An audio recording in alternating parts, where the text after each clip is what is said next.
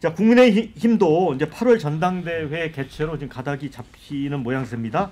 송원석 신임 원내대표가 조기 전당대 개최 공약을 했고요. 또 의원 다수도 여기에 동의를 하면서 8월에 이제 개최가 될 것 같습니다. 자, 김문수 전 후보의 당권 도전 유력합니다. 한동훈 전 대표도 출마를 저울질하고 있는데 그래서 복수 열전, 리벤지 매치가 성사될지도 관심사입니다. 자, 여기에 이제 대선 패배 뒤에 백의종군 하면서 안철수의 재발견, 그러면서 당내 재평가를 받은 안철수 의원은 대구를 시작으로 전국 투어에 나서면서 지금 민주당의 정청래 의원처럼 가장 앞서 지금 달려가고 있습니다. 자, 그런데 그 최근에 이제 묘하게 한길 리서치가 여론조사를 내놓은 게 있는데 14일, 16일 사이에 1,008명 대상으로 조사를 했는데 차기 국민의힘 당대표 적임자로 김문수가 20.3% 1위입니다. 2위 한동훈 16.3, 3위 안철수 9.6%, 김용태 6.1, 나경원 5.3%였습니다. 자, 이런 상황인데 신은기 대표, 네.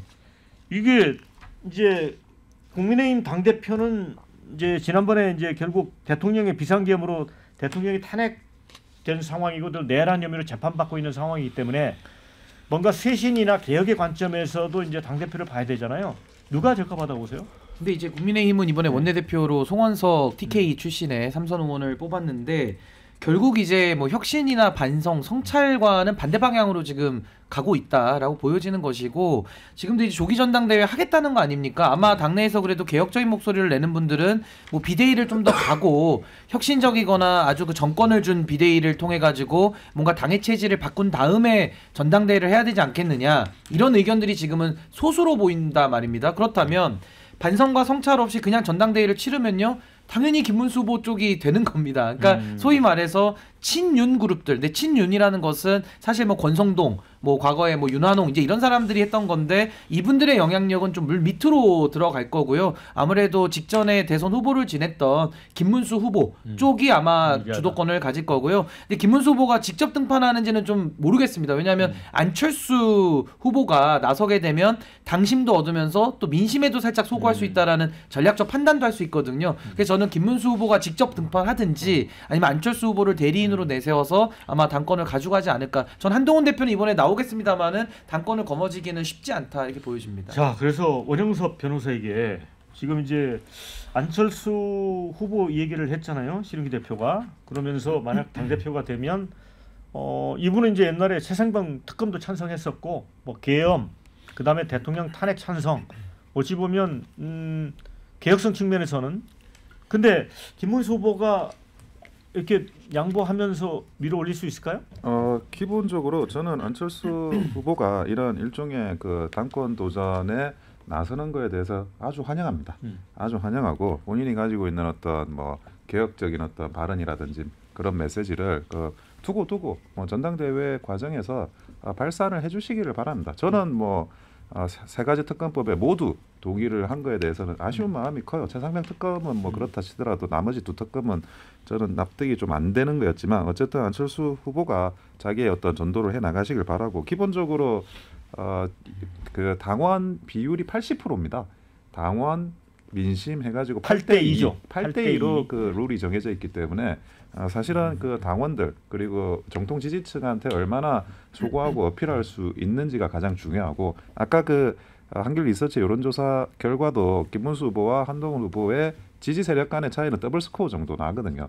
그래서 어느 정도 이제 뭐 이런 대선의 형성이 돼 있는데 근데 그 대세를 뭐 무너뜨린다는 차원이 아니라 그래도 건강한 어떤 발언을 참신한 발언을 안철수 후보가 할 수 있다는 점에서는 안철수 후보의 그런 전당대회 도전도 환영하는 겁니다. 그러면 김문수 후보는 양보하지 않고 출마한다는 얘기네요.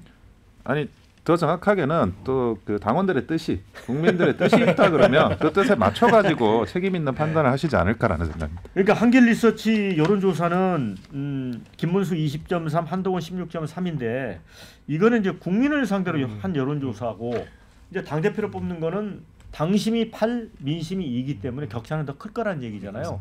그래서 문정용 부대변인 그 한동훈 후보 쪽에서는 반반이라는 얘기를 많이 하거든요. 근데 출마할까 안 할까요?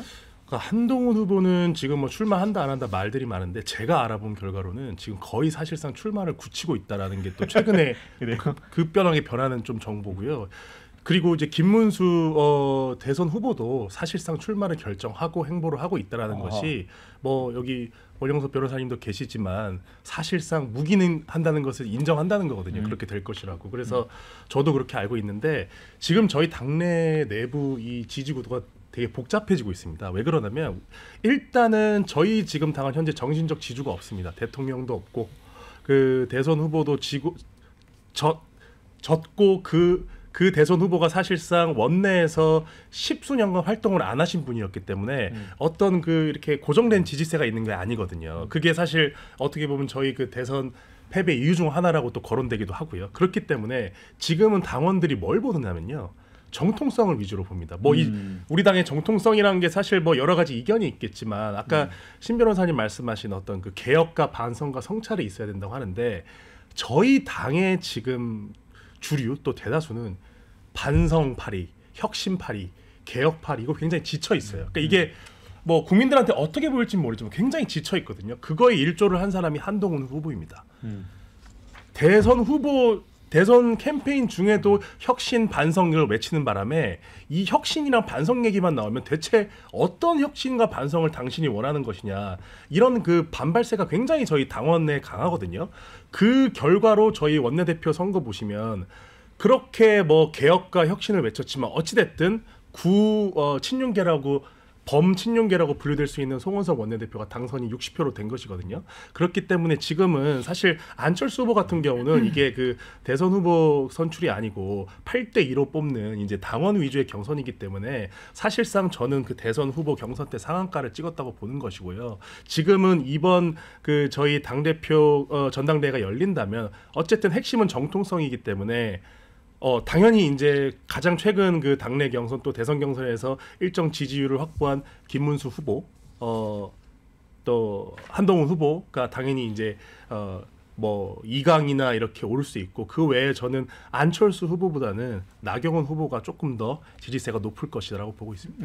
네. 그런데 이제 홍준표 전 대구시장 이제 귀국을 했나요? 했죠. 네. 네. 근데 CBS하고 그 전화 인터뷰에서 국민의힘 해산은 정치 보복이 아닌 죄의 대가다 이런 얘기까지 했네요. 근데 이런 걸 보면 정말 이 당대표 선거에서 국민의힘이 정말 확실하게 뭔가 좀 국민들에게 변화된 모습을 보여줘야 될 것 같은데 어떻게 보세요? 그건 뭐 네. 홍준표 전 대구시장 말이 당연히 맞는 거죠. 지금 계엄 세력, 내란 세력하고 결별하지 않고 국민의힘의 미래가 없잖아요.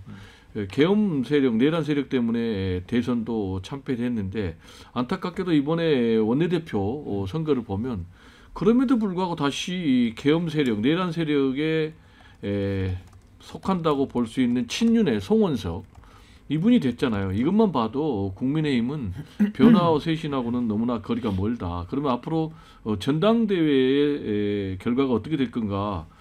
김문수 전 대선 후보가 당권 도전을 하면은 결국 김문수 후보가 또 될 것이다. 그 이유는 지금 국민의힘 같은 경우 전당대회 룰이 당심 80% 그리고 민심 20%이기 때문에 결국 친윤들이 지배하는 그런 정당 또 TK 또 PK 지역민들을 기반으로 하는 그런 정당에서 또다시 김문수 전 대선 후보가 될 것 같고요. 김문수 전 대선 후보는 저는 무조건 나올 걸로 봅니다. 왜냐하면 대선에 이기려고 저는 나왔다고 안 보거든요. 당연히 필패죠. 그런데 왜 나왔을까? 당권 욕심 때문에 저는 나왔다고 보고요. 그러면은 앞으로 국민의힘에서 반전의 기회는 전혀 없을까? 저는 한동훈 전 대표가 안 나오고 안철수 후보하고 결합을 하면 제가 볼 때는 싸움이 해볼 만하다. 그 이유는 지난번에 이준석 전 대표가 당대표 선거에서 이길 때도 탄핵의 강을 건너자라고 내세워가지고 가까스로 근소하게 이겼거든요. 그래서 저는 한동훈 대 안철수가 단일화를 해서 안철수 대 김문수 이렇게 양자 대결로 가면은 뭔가 변수가 있을 수가 있다 이렇게 전망합니다. 자 댓글도 이런 의견이 있습니다. 안철수가 국민의힘 대표 한번 하는 거 보고 싶다. 이런 의견 주셨고요. 안철수 중도 마음은 얻었어도 우파 지지 얻기는 힘들지도. 또 이런 네. 의견 주셨습니다. 또 김문수 대 한동훈인 거냐? 또 이런 의견이 있고요. 한동훈 개인 정치 너무하는 것 같다. 이런 의견. 김문수는 대선 패배에도 아직도 미련이 남은 거냐? 이런 의견. 대선 패배에도 당 대표한 이재명 대통령이 선례를 남겼지. 또 이런 의견을 주셨습니다. 거대 여당과 맞설 선명 야당 당대표인데 정말 잘 뽑자. 이런 의견을 주셨습니다. 이미 안철수 의원은 지류에 줄을 댔기 때문에 그 네. 말씀하신 결합은 이루어지기 불가능한 부분. 한동훈은 캠프 쪽에서 엄청 싫어합니다. 참고로 안철수. 네, 단이나 이런 건 사실상 반대로 불가능한 얘기라는 거 말씀드립니다. 한동훈은 너무 실익이 상상의 없어요. 영역이다. 네.